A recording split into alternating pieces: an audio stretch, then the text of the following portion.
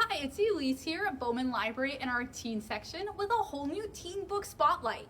So for our theme this week, we are inspired by a holiday that's actually happening today, which is Martin Luther King Jr. Day. So what we're going to do for our theme this week is we are looking at books that either deal with, examine, or based on events that are all part of the civil rights movement. We have some fiction, we have some nonfiction, we have graphic novels, we even have an audiobook this week because it is just so good it had to be shared.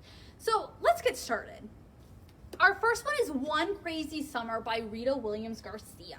So it's 1968 and Delphine and her two sisters are placed on a plane by their father so they can go see their mother, who they have not seen in years. Delphine's living in Brooklyn and they have to fly all the way to Oakland, California. When they get there, they think they are going to be spending their time at Disney World and having fun with their mom, but as soon as they get there, their mother sends them to go spend time at the local community center, so she has time to work on her poetry. This center, they soon find out, is run by the Black Panthers, and Delphine and her sisters soon get a crash course education about the Vietnam War, protest marches, canvassing, handing out pamphlets. Delphine finds herself torn though, because she doesn't agree with everything they're saying and causes her to start to question her identity and responsibility. The first in the series, you'll find yourself along for the ride with Delphine, and you'll be learning and questioning, as she does, One Crazy Summer. The Rock in the River by Kichwa Magoon. So Sam is growing up in Chicago, 1968, and his father is a civil rights activist. So Sam knows what's at stake. He has even participated in peaceful protests. Things start to change though when one evening when he and his girlfriend are out, they witness one of their friends beaten pretty bad by police officers. Sam's older brother, Stick, shows up one night to the house with a gun, and then he runs away and disappears to go join the Black Panthers, a group that their father does not support or agree with. Sam is unsure of what side he should be on though, or what he should believe, because when he sees the Black Panthers doing good in his community, he starts to question what his father has told him about them. It's going to be up to Sam to decide for himself what is the best plan for him and his conscience. There is a pretty big twist at the end, so be prepared, and there is a sequel. So this is The Rock in the River. One of the best graphic novel trilogies of all time. So this is March Book 1 by John Lewis. So this nonfiction memoir graphic novel examines and reflects on the late Senator John Lewis's experiences growing up in Alabama at the height of segregation to his life-changing meeting with Martin Luther King Jr.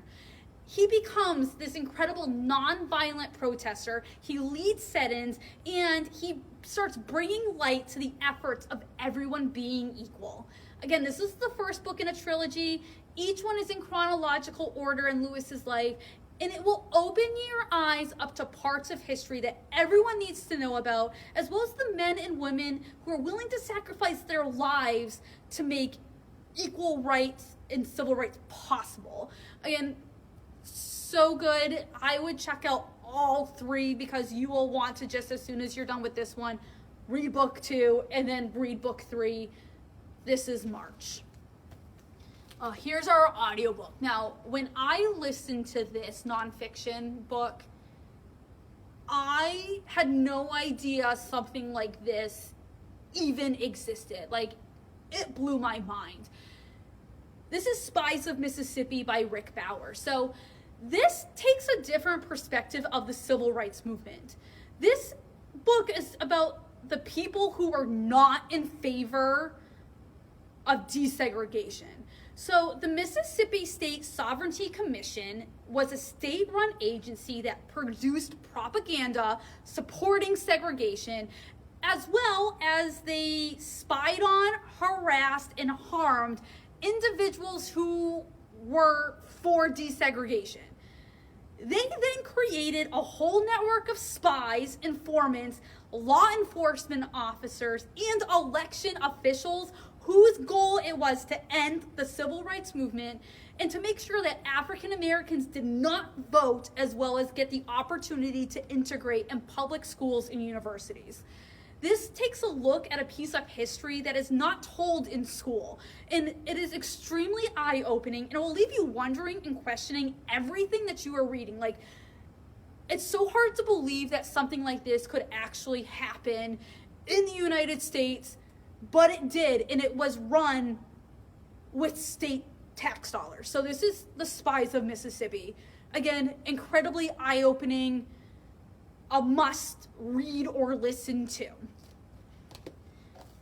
Stolen Justice, The Struggle for African American Voting Rights by Lawrence Goldstone. So this amazing nonfiction book is all about the history of voting rights for African Americans. So this goes all the way back to the Constitutional Convention, when it was decided that African Americans would not have the right to vote.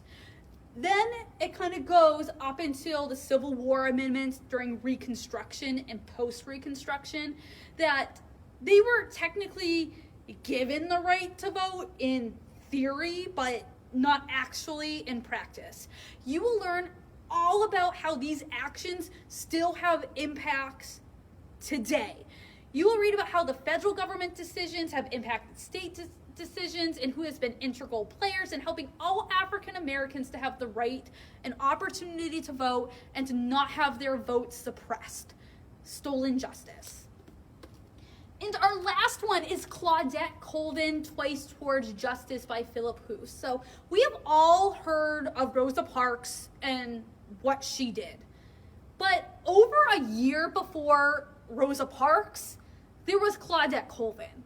So in Montgomery, Alabama, 1955, 15-year-old Claudette was on a public bus, and she refused to give up her seat to a white passenger.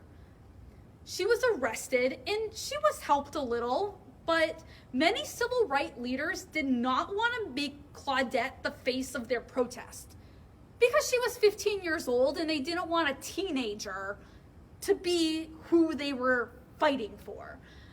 Claudette, though, as the years go on, does end up playing a huge role in the court case, though, that ends up ending segregation on Montgomery city buses. This is filled with tons of photos, primary sources, first-person accounts, and you will learn so much about this individual who's just as important as Rosa Parks, but has been forgotten in history. So this is Claudette Colvin. So these are just a few of the books that we have here at the library that are related to, about, exploring all sorts of topics dealing with the civil rights movement. So we invite you to come on down and maybe check one of these out, or we can help you find that perfect book that you are looking for. I hope you tune back next week when we have a whole new teen book spotlight with a whole different theme, and I hope you have an amazing week.